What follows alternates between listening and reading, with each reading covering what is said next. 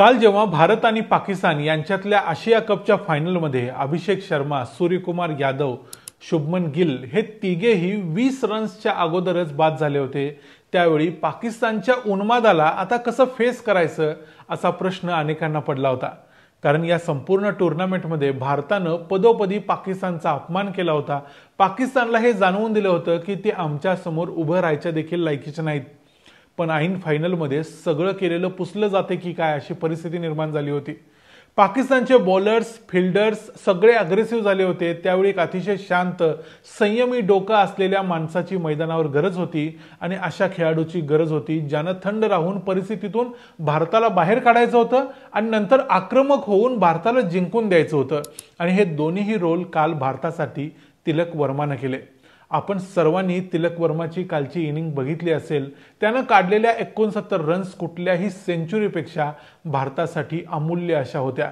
ज्या पद्धतीने तो प्रत्येक बॉलला फेस करत होता, ज्या पद्धतीने त्याचं सेलिब्रेशन होतं ते जबरदस्त होतं। 50 रन्स झाल्यानंतर त्यानं जे करून दाखवलं ते कौतुकास्पद होतं।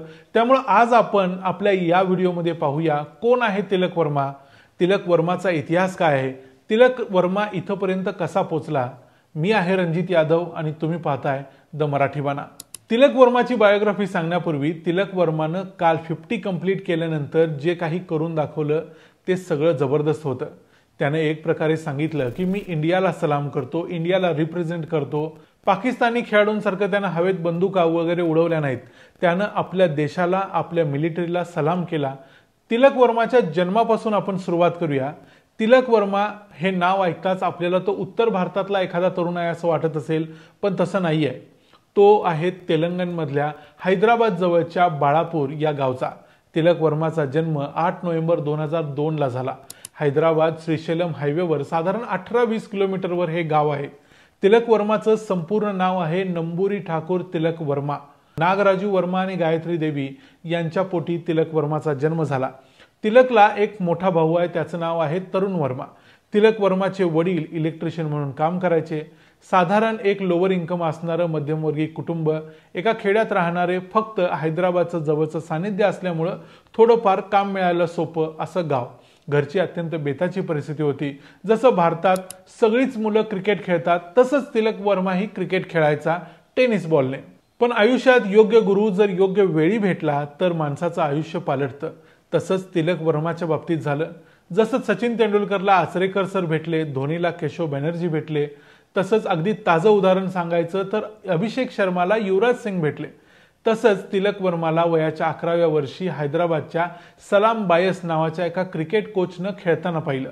सलाम बायस हे हैदराबादमध्ये लीगला क्रिकेट अकॅडमी नावाची एक अकॅडमी चालवायचे।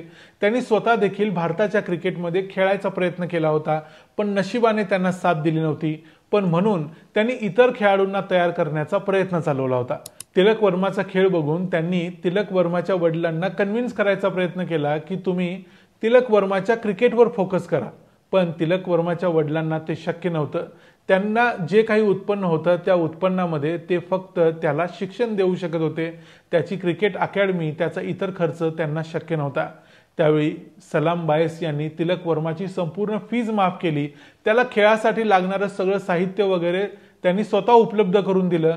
एक प्रकारे स्वतःचं अपुरं राहिलेलं स्वप्न तिलक वर्माच्या रूपाने पूर्ण होईल असं स्वप्न सलाम बायस पाहत होते। रोजच्या रोज तिलक वर्मा सलाम बायस यांच्याबरोबर क्रिकेट खेळण्यासाठी 20 किलोमीटर हैदराबाद पर्यंत प्रवास करायचा आणि 20 किलोमीटर संध्याकाळी रिटर्न प्रवास करायचा।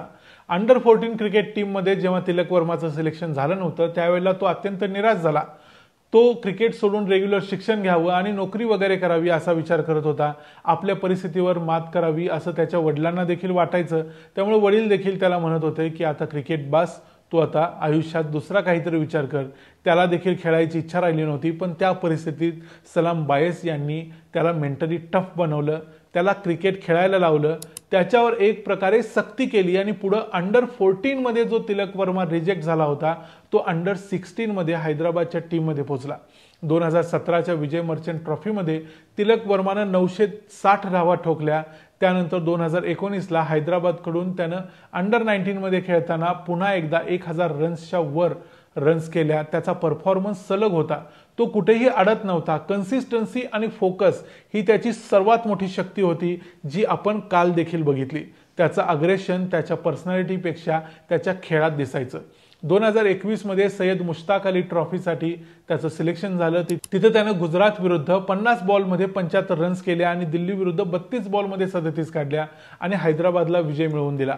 2021 मध्ये तो भारताच्या अ संघात सिलेक्ट झाला आणि न्यूझीलंडला गेला. न्यूझीलंडमध्ये त्यानं पहिलं शतक ठोकलं आणि त्याच्या आयुष्यातली गरिबी संपली त्याला जेव्हा अंबानींचा स्पर्श झाला तेव्हा, म्हणजेच त्याला IPL मध्ये संधी मिळाल्यानंतर.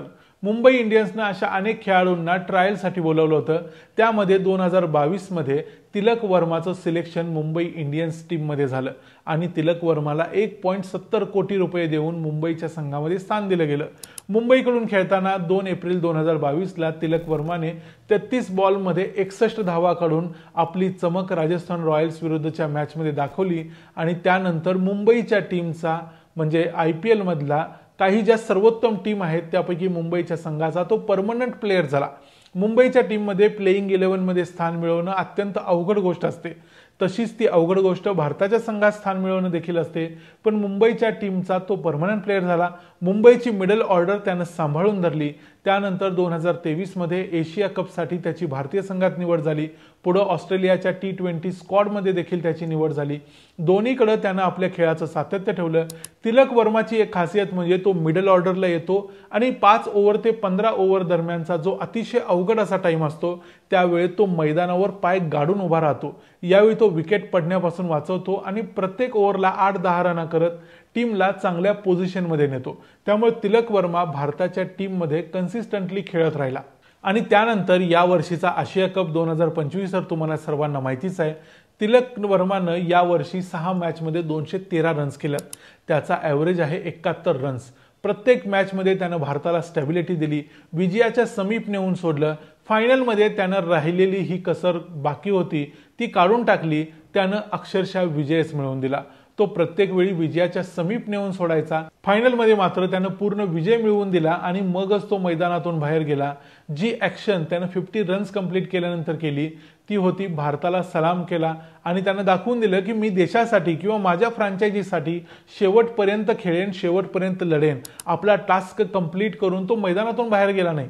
स्वतःचं पर्सनल माइलस्टोन अचीव केल्यानंतर तो बाहेर गेला नाही, तर तो भारताचं माइलस्टोन, भारताचं जे टार्गेट आहे ते पूर्ण होईपर्यंत मैदानात राहिला. ही फार मोठी गोष्ट होती. प्रचंड मोठं भविष्य आता त्याच्या समोर आहे. 23 वर्षाच्या आसपासचं त्याचं वय आहे. पुढील किमान 12-13 वर्ष क्रिकेट त्याच्यामध्ये बाकी आहे. भारताला एक नवीन स्टार, एक नवीन वॉल आपण ज्याला म्हणू शकतो ती तिलक वर्माच्या रूपाने मिळालेली आहे. ही भिंत भारताला येणाऱ्या काळात अनेक विजय मिळवून देईल अशी आशा करूया. तिलक वर्माला त्याच्या भविष्यासाठी खूप खूप शुभेच्छा देऊया. आणि त्यानं जो काल विजय भारताला मिळवून दिलाय, ज्या प्रेशर सिच्युएशनमध्ये मिळवून दिलाय, कारण भारत आणि पाकिस्तानमध्ये रिसेंटली एक युद्ध झालं होतं. या युद्धानंतर दोन्ही देशांमध्ये खूप टेन्शन होतं. पाकिस्तान बरोबरचा एखादा पराभव देखील आपल्या जिव्हारी लागला असता, हे लक्षात ठेवा. अशा वेळी तो ज्या पद्धतीने तिथं उभा राहिला, ज्या परिस्थितीत उभा राहिला आणि भारताची मान झुकू दिली नाही, त्यासाठी थँक्यू तिलक वर्मा. हा व्हिडिओ तुम्हाला कसा वाटला ते आम्हाला जरूर सांगा. व्हिडिओला लाईक करायला विसरू नका. चॅनलला सबस्क्राईब करा. पुन्हा भेटू पुढच्या व्हिडिओमध्ये. तोपर्यंत पाहत राहा द मराठी बाणा. जय हिंद, जय महाराष्ट्र.